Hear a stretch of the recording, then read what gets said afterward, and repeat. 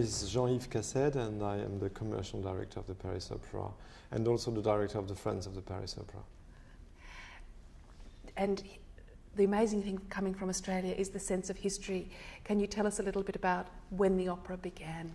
Oh, it began a long time ago. In fact, we are something like 350 years old, and the Paris Opera has been created by Louis XIV.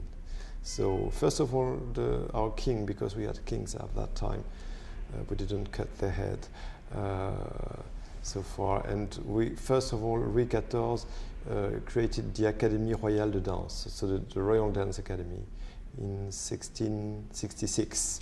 And then he created the Académie Royale de Musique, Royal Music Academy.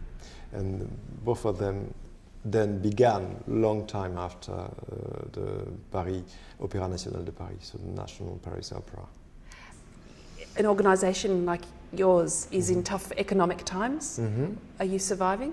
Yes, we are surviving, thanks to the state, first of all, because we are now Republican, but after I've been royal and imperial, it depends on the period. But thanks to the state, yes, we are better than surviving. We are going quite well, in fact. And now the Paris Opera is 2 theatres, 2 opera houses. The old one, le Palais Garnier, which is not so old, in fact, because it has been created by the end of the 19th century, and the new Opéra Bastille, which has been created 20 years ago. So we have got 2 theatres. And what about ticket sales? Are people finding it hard to find the money to go to the opera? Yes, this is very surprising. But even during the crisis, people, when they have to choose something, they choose opera or theatre or exhibitions. It's incredible in the museums. So we didn't have any troubles in that field. And we have a rate, I don't know the word in English, but we are full. The rate is something like 94% of our seats available are sold. So it's of course because the performances are good, but this is, I think people during the crisis, they are looking for values, real values, and culture is a part of these real values. This is my point of view. This is fascinating. It's almost as if the economic crisis has been good for you. I cannot say so, because, for example, as what we call mécénat or corporate sponsoring is concerned, for example, we had difficulties in 2009, but now the 2010 is a very good year, for example. So how much is from the state and how much is? Alors, the average budget of the Paris Opera is something like 180 million euros. And 100 million are coming from the state. 50 millions are corresponding to the ticket sales. Yes, a bit more than 50 millions, and roughly 30 millions are coming from other receipts. And what we call mécénat is a part of it, and it's 10 million euros. So why do you think people come to the opera when if they had a choice between fixing their plumbing or their car, and yet they spend that money on an opera ticket? That's amazing. Is that just Paris, or is it Europe, or is it the humanity? In Europe, I don't know. In Paris, I'm sure. I think, yes, what we call humanities, or I think people, they want dreams and culture. They are looking for that, especially in that moment. At a moment where things are not sure, you are just looking for values, or for what is really valuable, and they choose culture. Because of course we were afraid, just at the very beginning of the crisis, we didn't know how to cope with. And the answer was very good. For example, for the subscriptions, we have got subscribers at the Paris Opera, and subscriptions have increased these 2 years, last 2 years, from 10%. This is a sign.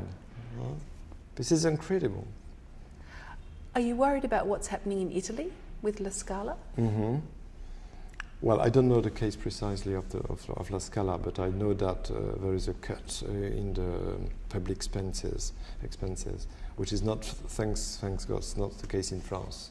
For the moment, the Ministry of Culture maintain its support, which is very good for us, of course. It's not going to increase. That's what we know. That's why we have to increase new resources like Mécénat, or we are going to open a new restaurant inside the Palais Garnier, for example. So we are looking for new revenues, new income. And so, do you do co-productions though? We have sometimes co-productions with Covent Garden, for example, or La Scala de Milan, and of course we try to develop co-productions because we can cut the cost. So it's not really that. I mean, part of me is wondering, we've got this kind of sense that there are some parts of Paris that are a bit old and tired. Mm-hmm. This is not one of them? Oh no, absolutely. Do I like old and... No, I just meant, do you get the sense of it being, like when you're on the metro or something, mm-hmm, not necessarily here, but... No, it's very lively. It's incredible. And a lot of young people are coming to our theatres, for example. We sell each year something like 800,000 tickets, which is amazing. And a big part of it, or them are sold to young people, because we have got special subscriptions for them at a very low cost. And we try to get support from companies so that we can welcome these young people to the Paris Opera. I mean, that's actually been part of the tradition too, hasn't it? You've had this kind of egalitarian view, mm-hmm, that mm-hmm, it should be open to everyone. Mm-hmm. It's true. For, you can pay €180 or €7 for mm-hmm, a ticket. Mm-hmm. And that's still part of the principle? Yes, because we just try, because also we have got a big support from the state. Half of the tickets sold are sold behind a special price, which is €55. And that's why Bastille, for example, has been opened also 20 years ago. Because at the opposite of Garnier, which was a wonderful opera house, but an imperial opera house, you know probably that in Garnier, 350 seats, we keep on selling them, but you cannot see anything on the stage, for example. You have no view on the stage. We can see who are the people inside, but not what is on the stage. Bastille is something else. Bastille, we have got something 2,700 seats where you can listen perfectly and see perfectly what is on the stage. I have to ask this question partly because, even though I know you may not answer it, but about Europe in general, mm-hmm, what we've been perceiving is that a lot of the ideas of Europe, the European Union, were based on trade, mm-hmm, and now they're sort of thinking, we left out creative and cultural industries, we have to push creativity up the agenda. Mm-hmm. Do you have any sense of those discussions? Are you aware that that creativity is now becoming more recognised than it was?